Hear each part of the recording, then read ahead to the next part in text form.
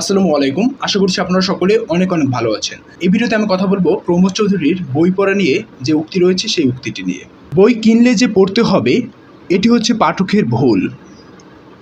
বই লেখা জিনিসটা একটা শখ মাত্র হওয়া উচিত নয়, কিন্তু বই কেনাটা শখ ছাড়া কিছু হওয়া উচিত নয়।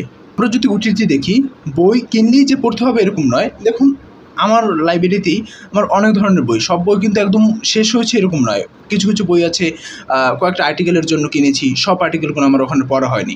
আবার কিছু কিছু বই আছে হচ্ছে একদম সব পড়া হয়েছে। কিন্তু বই কিনলেই যে পড়তে হবে এরকম নয়। বই কেনাটা শখের হওয়া উচিত। তিনি এটা বলতে চেয়েছেন যে বই কিনবেন আপনি, এটা হচ্ছে আপনার শখের হওয়া উচিত। কিন্তু বই যারা লেখে, রাইটারদের শখের বিষয় হওয়া উচিত নয়। বইমেলা আসলেই আমরা দেখতে পাই বিভিন্ন সময় বিভিন্ন রাইটার বের হয়, এমন নতুন নতুন রাইটার বের হয় যারা হচ্ছে ভাইরাল নামক একটা যে কি বলে ভাইরাসে আক্রান্ত হয়ে তারা হচ্ছে রাইটার হয়ে যায়। অনেকেই আছে, আমি কিন্তু তাদের নাম না বললেও আপনারা কিন্তু তাদেরকে গেস করতে পারছেন।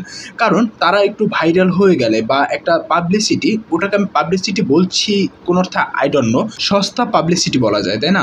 তাহলে ওরকম সস্তা পাবলিসিটি পেয়ে যারা হচ্ছে একটু পরিচিত মুখ হয়ে যায়, সেক্ষেত্রেই তারা করে কি একটা বই লিখে ফেলে। তারা নিজেদের অনেক বড় রাইটার ভাবে এবং তারা হচ্ছে অটোগ্রাফ দেয়। তারা যখন বইমেলায় যায় সেখানে হচ্ছে দেখবেন কি অনেক ভিড়ে ভরে যায়, তাকে আর কি দেখার মতো অবস্থা থাকে না। হ্যাঁ, তারা অনেক বই সেল হয়, অনেক সময় তারা তো বেস্ট সেলারও হয়ে যান, তাই না? কিন্তু তাদের লেখার ভিতরে কি আছে আমি জানি না, আমি তাদের কোনো বই পড়িনি। তবে বিভিন্ন সময় আর কি সামাজিক যোগাযোগ মাধ্যমে সমালোচনা দেখেছি যে হচ্ছে একটু ভাইরাল হয়েছে এই জন্য বই লিখতে শুরু করেছে।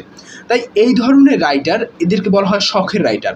প্রমোদ চৌধুরী একদম নিষেধ করেছেন যে এই ধরনের রাইটার হওয়া উচিত নয়। মানে শখের বিষয়ে আপনি যদি আপনার ইচ্ছে করে আমার শখ তৈরি হয়েছে আমি এখন লিখবো, এটা না। আপনি লেখার জন্য লেখেন, আপনি নতুন কিছু বের করার জন্য লেখেন বা আপনার চিন্তা শক্তি দিয়ে আপনি লেখেন, সেটা অন্য বিষয়। কিন্তু আপনি শখের বিষয় লিখছেন, শখের বিষয়ে বই বের করছেন, এটা না করে আপনি শখের বিষয়ে বই কিনুন, সেক্ষেত্রে সেটা ভালো হবে। এখন বই কিনলেই যে পড়তে হবে এরকম না, বাট বই আপনি কিনুন।